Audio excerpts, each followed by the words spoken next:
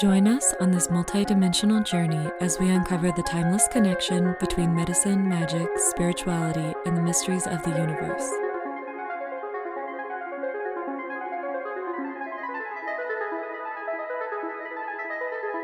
I'm Olive. And I'm Raven. And This is the Double Rainbow Podcast.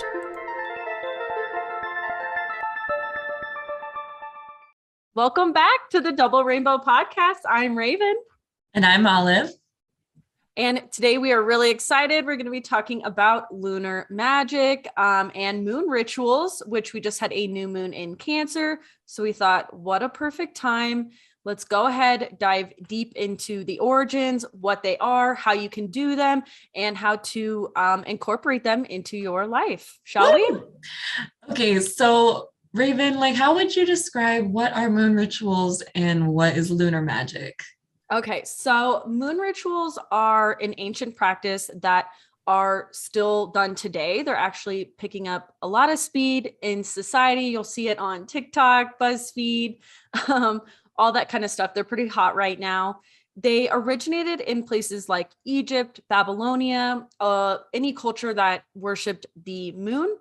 And they're really there to create a sacred space for you to focus inward, set intentions, really do collective healing, spreading love, feeling empowered. And they're a very rich source of self-care because you're actually taking the time to reflect on things, to ask yourself what you need, and to make some plans and goals for how to achieve that. So a lot of people do this.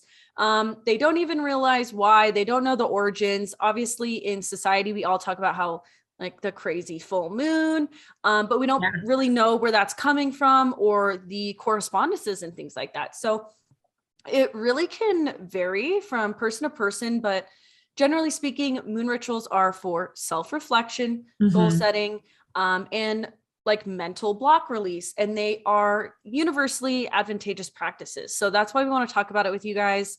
It's a really great thing to do and to follow. Yeah.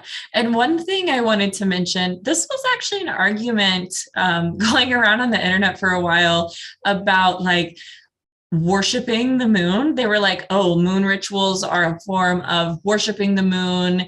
And I don't know why that really was triggering people.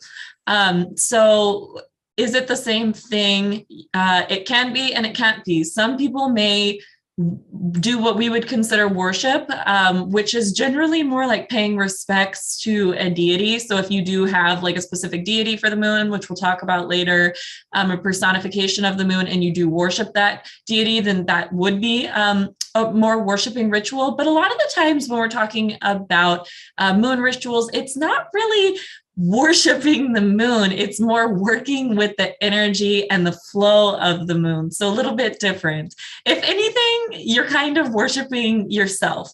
But it may include, offerings to the moon, which kind of overlap with worship. But no, most of us aren't out here, on our hands and knees worshiping the moon. Even though she's a big part of our life, it's fine. Yes. Well, so the one thing that a lot of people talk about though is the connection to the moon and the menstrual cycle of females. And This is kind of controversial. So can you jump into that? Because you're our health girl. You know all this good stuff. A little bit. So I think it's important to bring this up too, as we talk about the moon energy, because obviously there's this deep connection between the menstrual cycle and the moon, which is why it's even named the menstrual cycle, which comes from the Latin root word for the moon. And in a lot of different cultures, the menstrual cycle or period is actually called the moon cycle or the moon phase, or there's the same word for the moon and period. So obviously there's a really deep connection there. And on average, women's or people who menstruate, their cycles are going to be about the same amount of time as a lunar cycle. So the influence of the moon on the menstrual cycle is very controversial, though, because of modern, more Western scientific studies, which they do show some connection, but it's not as strong as you would expect. So in one study, which we will cite on here, The menstrual cycles aligned with the moon phases about 13 to 17% of the time. So you would think it would be higher, you know, to get that name. However, we will go into, there's different, they were only looking if it was aligning, I'm pretty sure, with like the full moon here. And so there's also a few things to keep in mind that now in modern society, we aren't outside as much. We're not actually interacting with the lunar forces as much. We're also, a lot of people are on hormonal birth control, which is going to affect their menstrual cycle.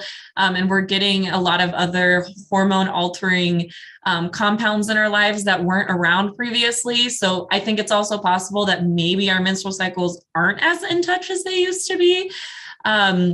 But anyways, the study also found that when women are exposed to more prolonged exposure to the moon, aka in the winter when there's longer nights, there actually is a greater synchronization with someone's menstrual cycle and with the moon. So again, going back to, we're just a little out of touch. So maybe that is having an effect, but I don't know. That's just a speculation. And there's many other studies that we will link that also have a connection between lunar cycles and mental health, psychotic episodes, bipolar disorder, sleep patterns, where there is a statistical connection. But I did want to go over, Raven, while we're on the topic of the energy of the moon and the menstrual phases, you had some interesting information about that and the different ways that they sync up and what that could mean. Yes. So there are a few associations with the moon cycle and our like menstruation that actually have names. So we've got the white moon cycle, which you'll hear a lot of like witches talk about this. These are people who are synced up. Their menses begin with the new moon and they ovulate with the full moon. A red moon cycle is someone that is menstruating on the full moon. Obviously, that one's a little bit more self-explanatory. Pink moon cycle is associated with the time of transition and is when your period starts on the waxing moon. And a purple moon is associated with healing and refers to when it begins on the waning moon. So we've got waxing, waning, full, and new moon that can be associated with our cycles. And you can look more into that. There's a lot of, especially if you are a witch or you do any of those kinds of studies, there's a lot of connections there that can help you out. But I also really wanted to talk about your astrology as well, of knowing what cycle of the moon you were born on. If you were born on a waxing gibbous, a waning crescent, a full moon, a new moon, because this can actually tell you where a lot of your energy lies. So someone that was born on a new moon is actually going to be really powerful during that time when everyone else is at their weakest. So anyone that was born in the full moon is going to be very weak powerfully during a new moon, and vice versa. So someone born on a new moon, they're the ones that get like lunatic-y on the full moon. They just get a little bit off kilter. And a lot of this has to do with the placement of your moon in your natal chart, what phase of the moon you were born in. So I urge you to look at that. We can come back to that, but I think it's fascinating really stuff. Yeah, it's fascinating. And it can really tell you, especially if you were someone that's born on a full moon or you are heavily Cancer energy, you're going to want to live your life by the phases of the moon. And I'm being super serious, like plan things around the phases of the moon, get to know the phases of the moon. If you're feeling really emotional, like check the moon cycle and be like, oh, that, you know what I mean? There's some correlation there. What phase were you born in? I was born on a waxing crescent. Waxing crescent. So I actually have it tattooed on me. I'm not kidding. And yeah, so you were born on a waning waxing gibbous, which totally is all Sag energy as well, which is what you are. Yeah, so check that out. Yeah, check it out. It's fascinating. And it also goes into what I really wanted to talk about, which is Lunar Magick, also known as moon magic. And that is how you can use the phases of the moon to not only manifest, but release. Yes. So in my opinion, the full moon is for releasing things, letting go of things. And the new moon is for manifesting. Some people differ on this opinion. It's really up to you. So there's all different energies associated with the phases of the moon. The waxing crescent, it appears to be growing, right? It's helps you bring things out. So it kind of pulls out and is very helpful for constructive, making plans for the future, and is really great for when you want to do spells, manifestations for your self-improvement, for, working on things. This is really good for glamour magic, those kinds of situations. First quarter moon, this is for drawing things from the outside in, and it is meant to attract the things that you want in your life. So that's like whenever you're trying to get some money, some love, the very common ones, that first quarter moon is going to be your bestie. The waxing gibbous, that is best used for like reeling things in and slowly bringing them towards you. And it's something that you've already been working on. So it's kind of like pulling it faster, getting it to move quicker towards you. It's already on its way, but you're impatient and you're like, I need to make this happen. Yeah. That's a waxing gibbous. Also, it can, if you're feeling weary, it can strengthen your reserve and your resolve and your goals that you've set. Full moon magic. Obviously, this is the one that gets the most popular. Yeah, everyone most talks popular. about it. And I do have to tell you that the rest of the phases are equally as important. Like, yes, every single phase is so crucial and has its own beautiful energy that you can work with that is there to support you. So the full moon is really to support you in letting things go that are no longer serving you. Healing, it's very good for healing and soothing. It's kind of like a tonic. If you are asking for the help from it, it is very great for transformational times, for bringing change into your life that you're really ready for, that you just need to cut those loose strings off. That is really what the full moon is about. And if you think about it, the full moon is completely illuminated. Yes. And if you say you're looking into water, you would see the reflection, right? Like that's what we think about moonlit ponds and those kinds of things. So it's a really great time for reflecting on all of the facets of yourself and which ones you don't align with and which ones you need to integrate and which ones you need to work on. So it's very much a time of self-reflection, quiet, like soothing kind of thing. Right. And then the new moon is dark and it's like, we're ready to go. The potential is there. Like you just need to grab that potential kind of thing. And then waning gibbous, this is for repelling. This is for small banishing. This is when you would do like house cleanings, those kinds of things. Also, a lot of people charge their stuff on the full moon. I'm sure you guys know that, but the waning crescent, this is for serious banishing. So you're noticing a pattern, right? Like as things are waning, you're getting rid of, you're shedding, you're letting go. As things are growing, that's when you're starting to build and bring build things. A new. Exactly. Yeah. Mm-hmm. So there is a pattern behind it. There's a lot of logic. It makes a lot of sense.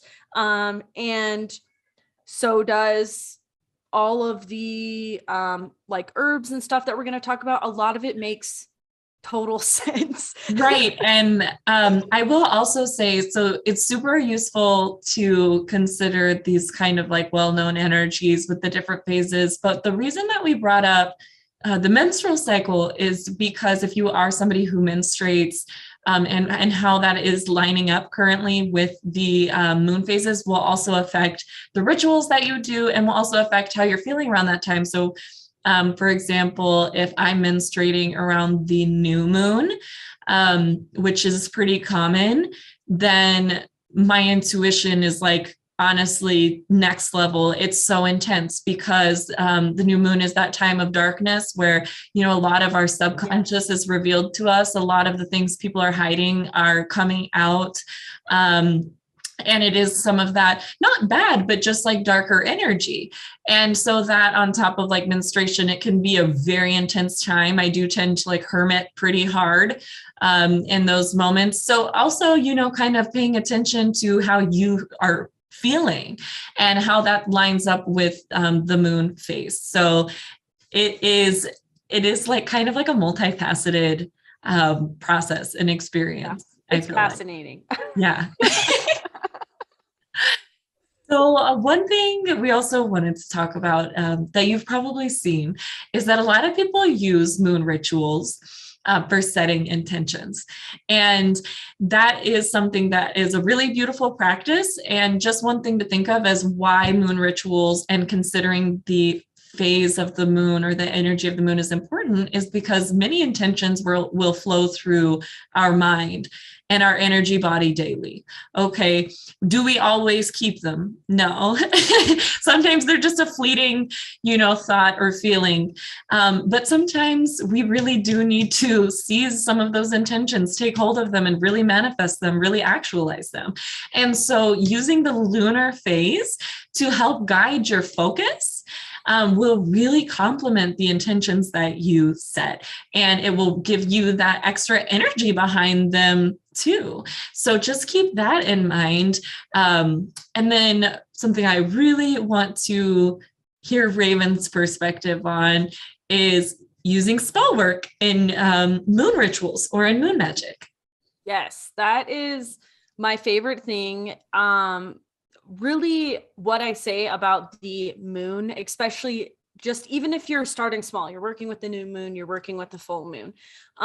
It's really a beautifully set schedule by nature to just remind you and bring some stuff consciously that, oh yeah, that's the goal I'm working on. Oh yeah, okay, I need to give a little bit more energy towards this or that. It's reliable. It's coming every 14 days, and it can become one of those habits that just integrates really easily. And you don't realize it, but you're really doing a lot of inspired action just through that is helping you manifest with ease. This is where flow comes in.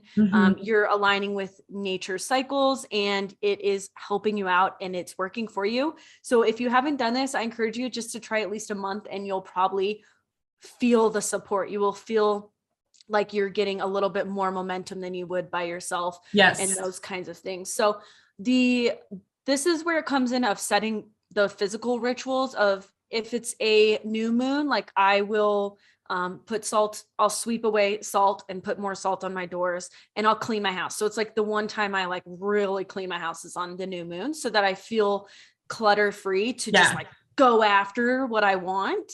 And then the full moon, I take a bath, and a lot of people do. And this can just be a reminder for you to sit in your emotions and reflect, and really think about not only your growth and how far you've come and what you want to change. And it's just a beautiful, beautiful time. And water is related to the moon, especially in spell work, and they go hand in hand. So you can literally talk to the moon. I highly recommend howling at the moon, singing, chanting, all the freaking crazy stuff that you hear about. Like, yes, do it. Please go with your friends. If Olivia was my neighbor, you best believe we'd be outside on the full moon doing some crazy shit. Weird shit. Around a fire. But the very normal ways that you can do this that are taking off, and I'm actually really excited that they're taking off. Same. Yeah, it's so great. It's amazing. Moon water. So what happens with moon water? Because there's so many questions. Yes. Super simple. You can use any container you freaking like. It can be plastic, bro. It can be a plastic water bottle that you haven't touched. Whatever you have. Yeah, whatever you have. Resourcefulness is like the key ingredient of a witch type of thing. So anything you have, it can be glass, it can be whatever. The moon does not have to be visible to you. Okay. We are talking about the energy of the moon. Obviously, as a physical person, it's easier for us to recognize the energy when we can like physically look at it. But it's not necessary. So you can literally just leave it outside, even if it's super cloudy. You can leave it on a windowsill.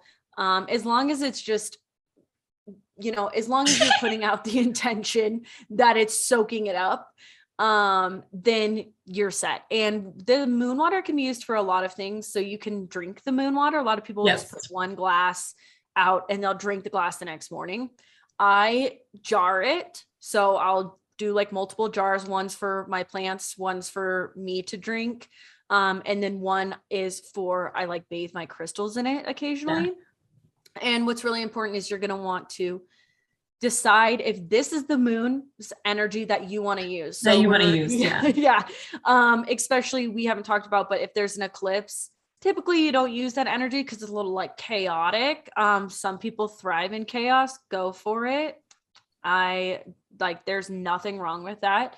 This new moon is in Cancer, so I'm actually going to bottle a little bit extra because I need some Cancer energy in my life. I need to get a little bit more in touch with my emotions. I'm lacking in the element of water, so I'm going to really try and harness like some of that Cancer lunar energy that it's giving us. So really take the time to look at that. I put a resource here for what to do on the new moon in each sign so that you would understand kind of the correlations there. A lot of people journal. This is for helping you reflect. So you would journal on the full moon, you would script in the new moon.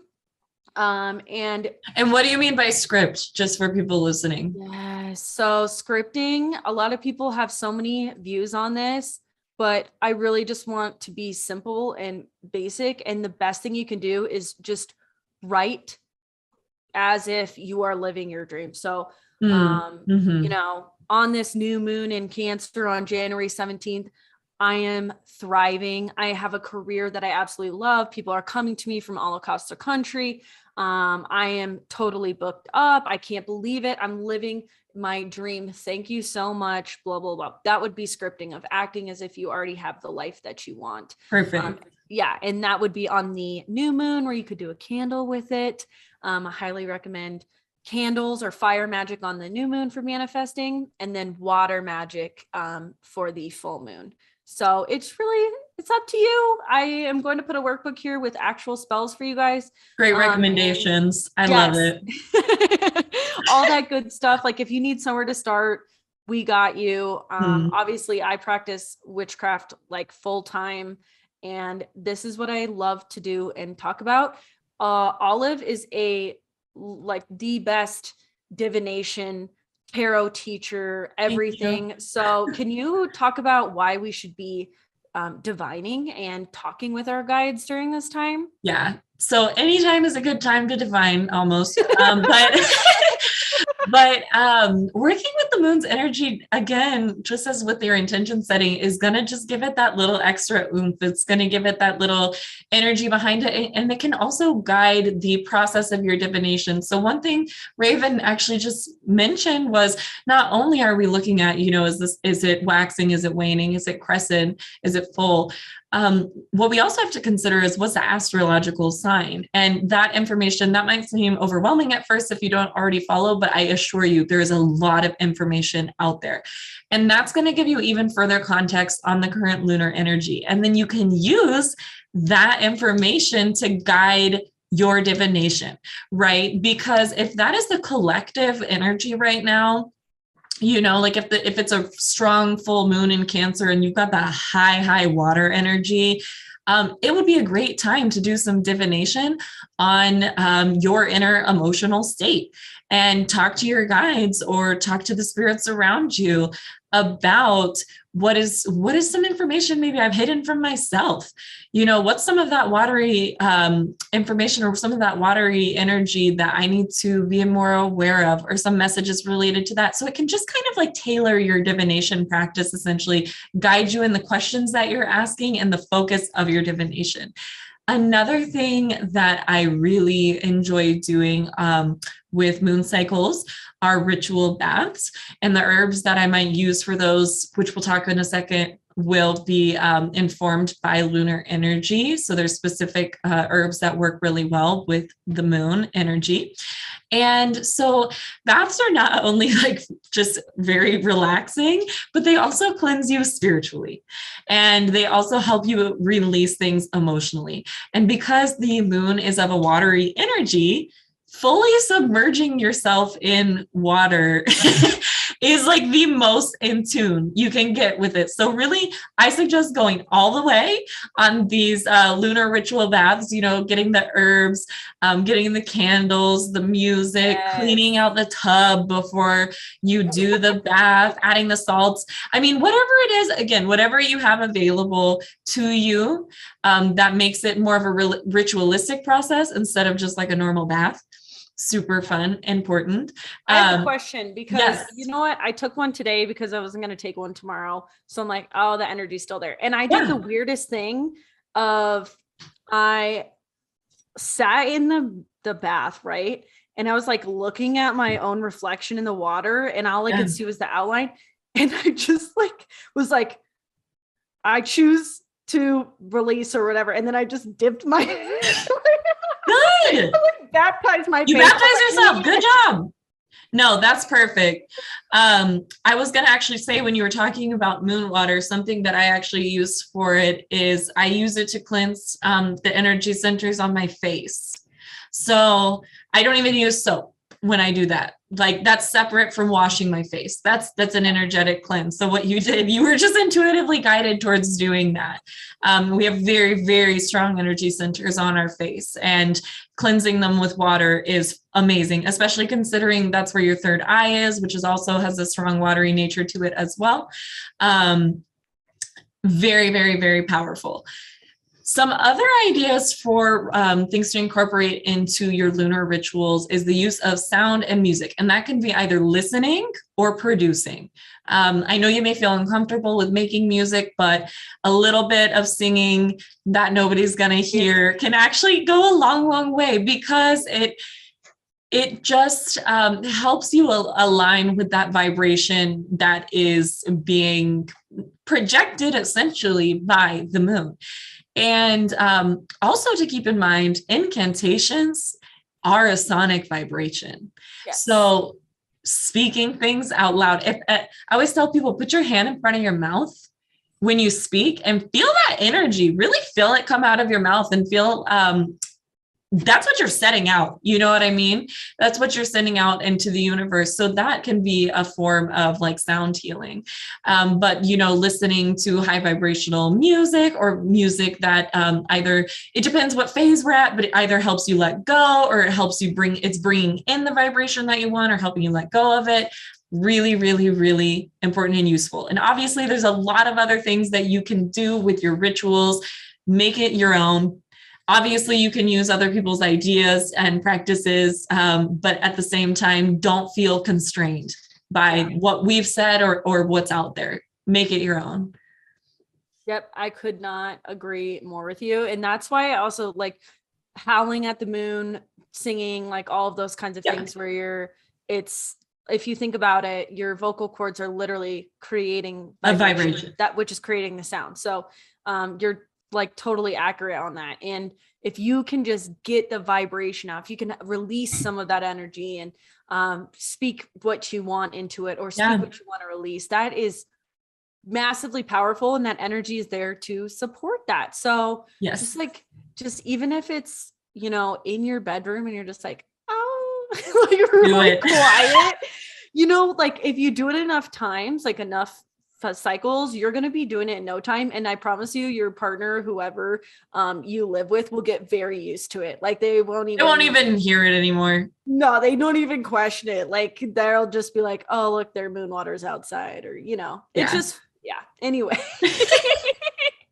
Well, you're like the master of learning from our elders, learning from other cultures. Like you really are the storyteller in this podcast. So I was wondering if you could talk about some of the like origins of these moon rituals, the worship of the moon. Like what are the cultural aspects that go into this? Okay, so there's a lot. And the first thing that I want to just say is that it is highly likely that almost every single culture across the world had some sort of moon rituals, or their spirituality was impacted and related to the moon. We don't have, obviously, the written text of that, because culture is not usually written up until now. But that's just something to keep in mind. So we're going to go down a few specific pathways, but this is something that connects people all across the world, regardless of where you are from. So in ancient Greek culture, as we said earlier, the word menstruation is actually related to the word for moon in both Latin and Greek. And it was thought that in this culture that a woman's period or their menstruation or somebody who menstruates, they were thought to be more spiritually or mentally powerful during this time. And I did want to speak on the deities from this culture as well. So these deities are associated or personifications of the moon. And as you'll notice, a lot of these deities that we talk about, I'm going to talk about a few different cultures. There's a general kind of consensus here that these deities are related to prophecy, fertility, poetry, transfiguration or transmutation, shapeshifting, and wisdom, general knowledge and wisdom. And so in Greek, which was then co-opted by the Romans, so became that as well. But in the Greek religion, Selene was actually the oldest moon goddess that we have information about. So she actually came before Artemis and Hecate. And she was not only just seen as a goddess of the moon, but she was also seen as like a direct personification of the moon in a way that Artemis and Hecate are not. So she is quite literally the moon. And a lot of the time she was depicted as being in a chariot drawn by white horses, which is important because another god that we're going to talk about has the same depiction from a very different part of the world. And she was specifically connected with childbirth, aka fertility, intuition, the passage of time, fertility in general, yes, and dew.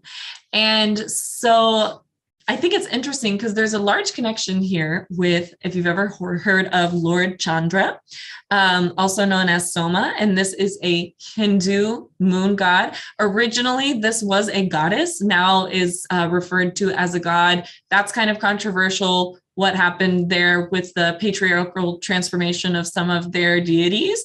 But I am not Hindu, so I can't really speak too much on that. I just am fascinated by the culture.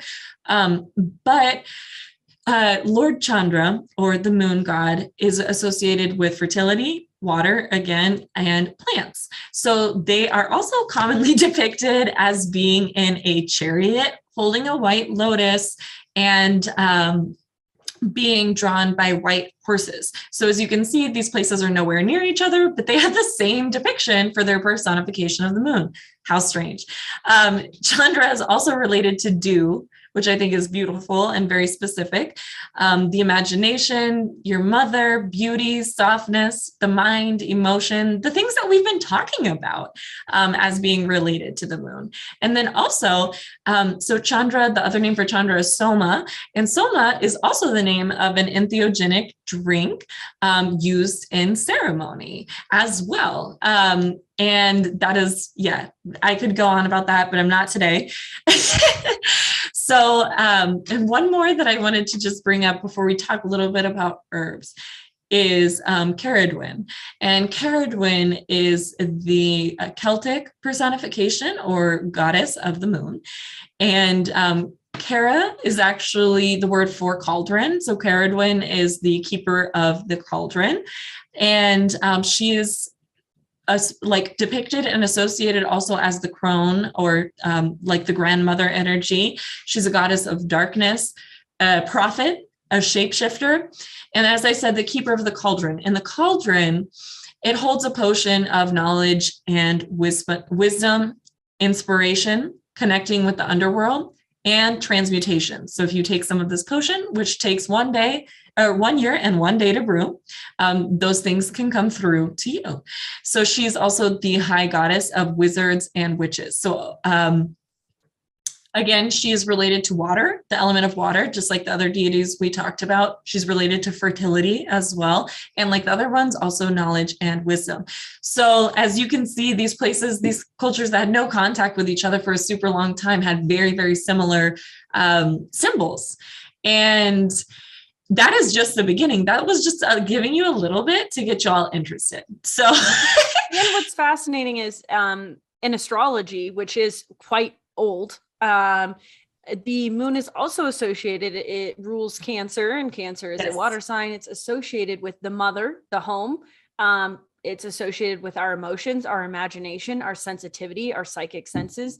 Very much everything that these people are talking about is also associated in astrology. So there are so many paths of getting there, and it all seems to be a very similar energy that we can seemingly as humans all pick up on and feel.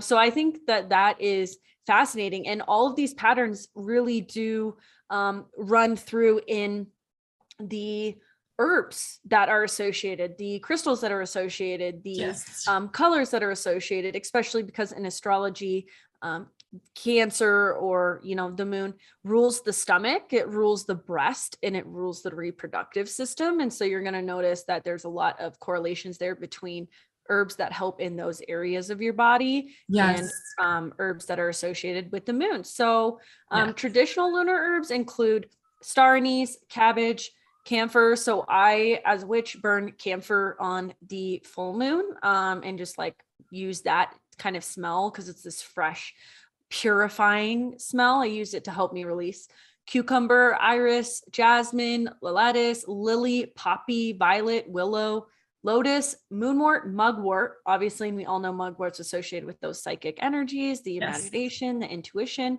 very much that like high priestess energy type of thing as well. Pumpkin, and then white sandalwood, which sandalwood is really great for meditation. Yeah, it's one of my faves.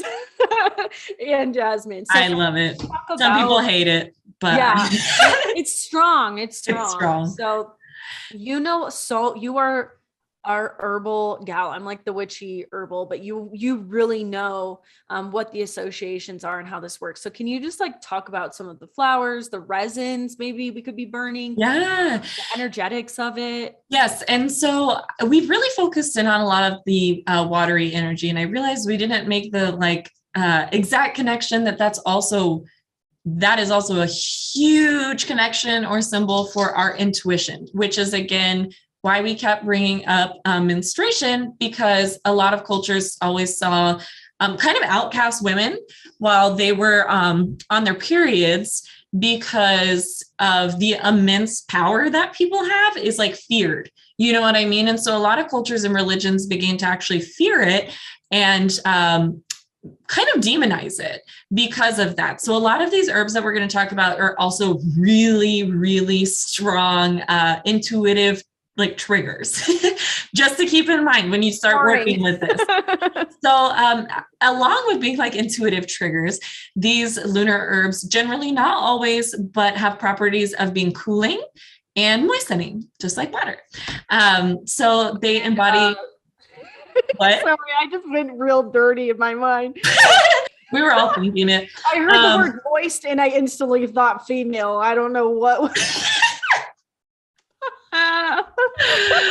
Oh my God. I'm not going to say anything, but I could.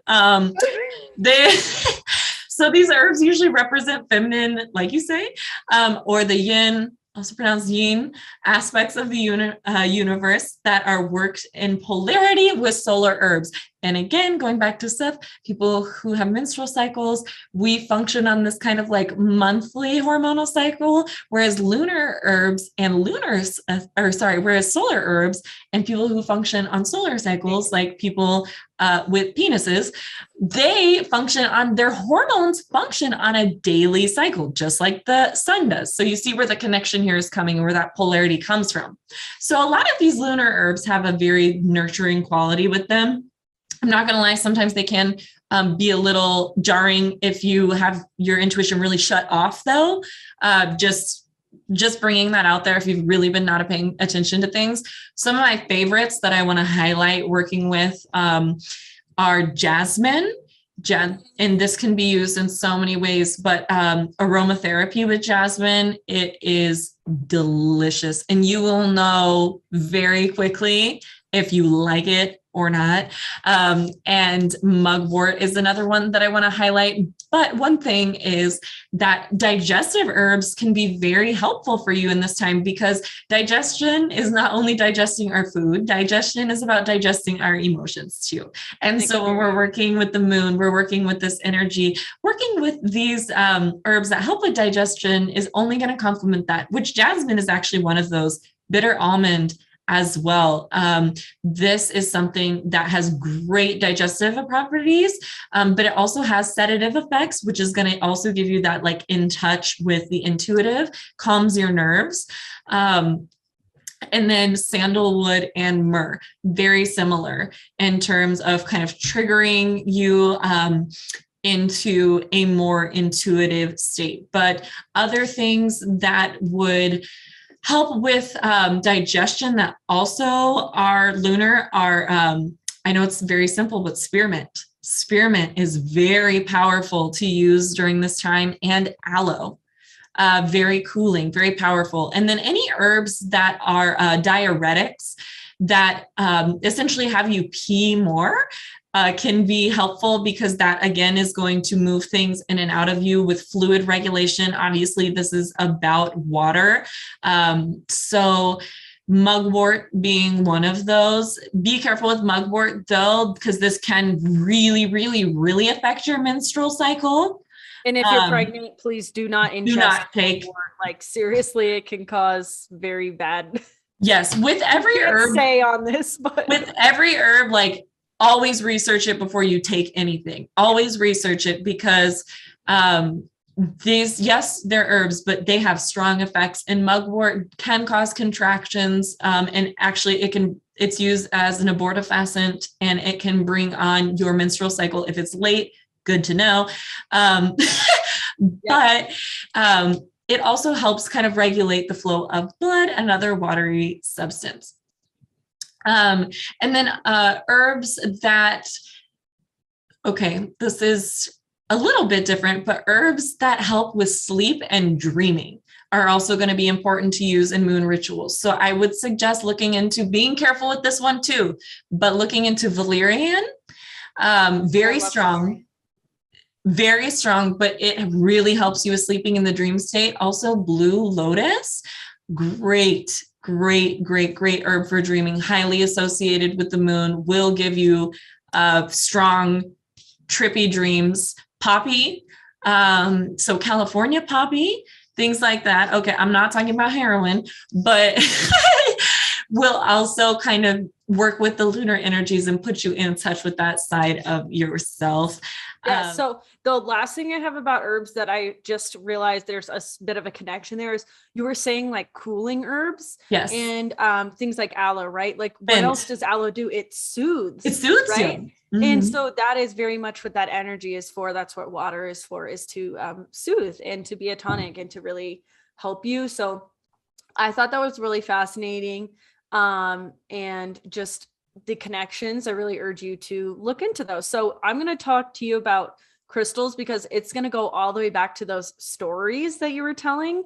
And I think that that's fascinating, of the crystals that are associated with the moon that you can use when working with lunar energy, when doing lunar magic, when trying to get, like when you're doing a psychic energy enhancement, when you're doing any of those things. One, you're going to choose white crystals, right? Which is funny, white cherry or white horses, white clothes, like all those things. You're obviously, the moon is white when we look in the sky. Yeah. So you're going to choose white crystals like selenite. You're going to choose things like moonstone. Exactly. What I also found fascinating was that green stones are also associated with the moon. Yeah. Green is also associated with the heart chakra, so it makes a lot of sense. But in those stories you were talking about, they rule over plants and growth because they're water that feeds the plants and the growth. So I think that that's freaking fascinating, that's why green crystals are also associated, is for growth, for really providing the nourishment, fertility. Yeah, the fertility that is needed to grow. So it's like, it's just so many synchronicities and things that just make so much sense, that it's really, it's just so intuitive. You don't even have to think about it. Yes. Some other things as well. You were talking about transfiguration, transmutation. Obviously that's a form of transformation. And so labradorite is a really great crystal. It's the crystal of transformation. Who knew? It also has a flash on labradorite. It flashes, which is, there's also like, rainbow moonstone, those kinds of things. They have the same flashes, where like the moon, it reflects. So that's also why the moon is associated with silver. It's associated with anything that's from the sea. So mother of pearl is a big one. Actual pearls, shells that are like shiny on them. Abalone, especially. I have so much abalone that I work with specifically for my moon rituals, or like when I'm trying to get into the divine feminine. Stellar beam calcite and clear calcite, those are all just, they're very much almost white or clear crystals, and clear quartz. Those are all associated with the moon, with moonstones. I'm trying to look at my thing to see if I have any to show you guys. I don't have a lot of, I don't have any right here. Energy. Yeah. But so I find that fascinating that it's really goes all the way back to those old stories. And I think a lot of us don't realize, especially as witches sometimes, that these correspondences come from oral tradition. They come from the storytellers, the elders of that they had associated with earlier. So it is really great to look back and to study, even if you're not working with deities, to look at the deities, to study them, to respect cultures that worship the moon when you're working with it. All of those, it really is, you need to take that wider perspective and look at everything. So if you're working with the crystals, those are the ones I am recommending, especially spirit quartz. That one's very about your intuition. A lot of people will say that like rose quartz is associated. It's really up to you. But the biggest thing is you can charge your crystals by the moonlight. And I think that that's awesome as well.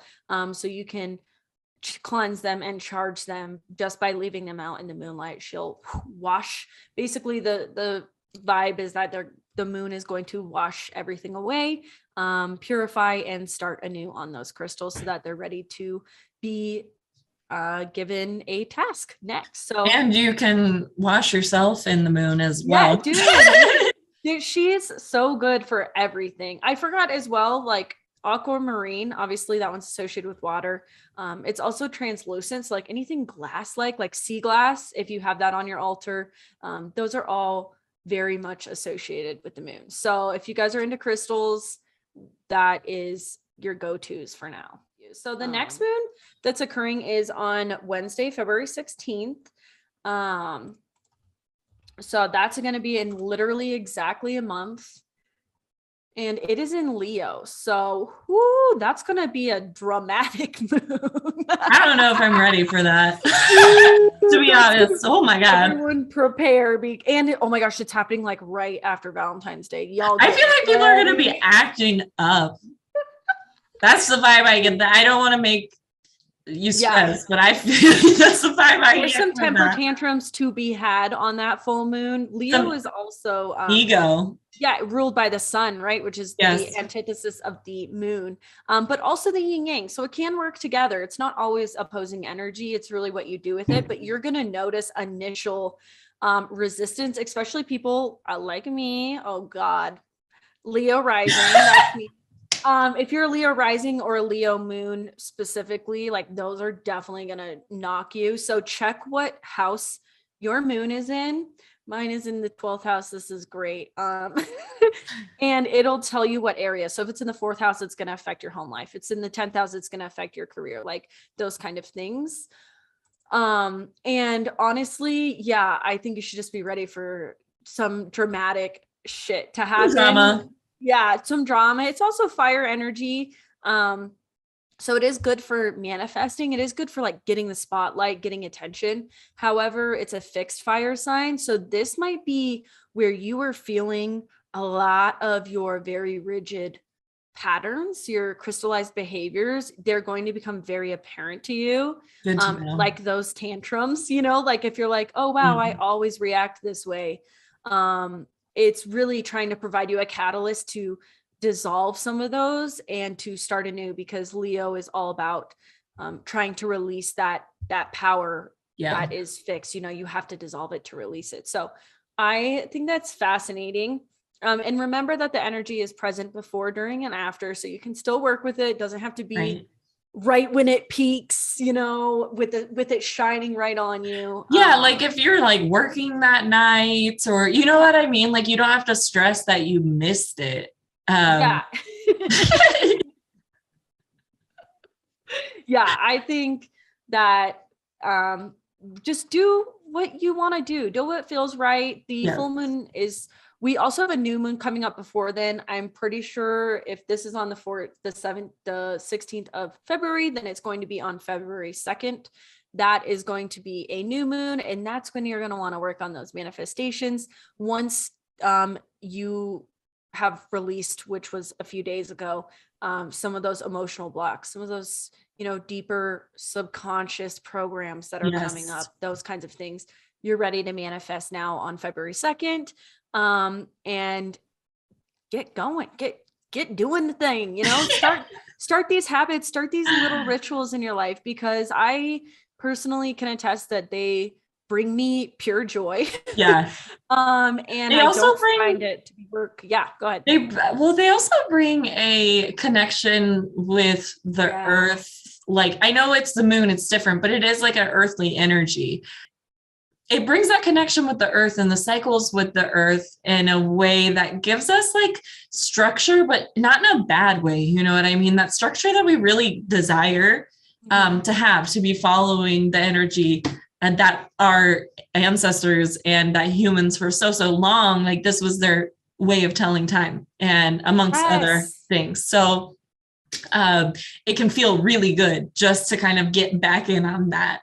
Well, thank you so much for listening to this kind of extensive moon ritual. I just think it's so fascinating. I could honestly go on and on for days about this. But let us know what questions you have still about the moon, if any. Thanks, Raven, for being our personal astrologer, the best one out there. And if you want to support us, then you can like, share, and subscribe the Double Rainbow Podcast on Spotify, Apple Podcasts, and YouTube. And we love you a lot, Soul Family. You're so amazing. Thank you. Bye. I'm Olive. And I'm Raven. And this is the Double Rainbow Podcast.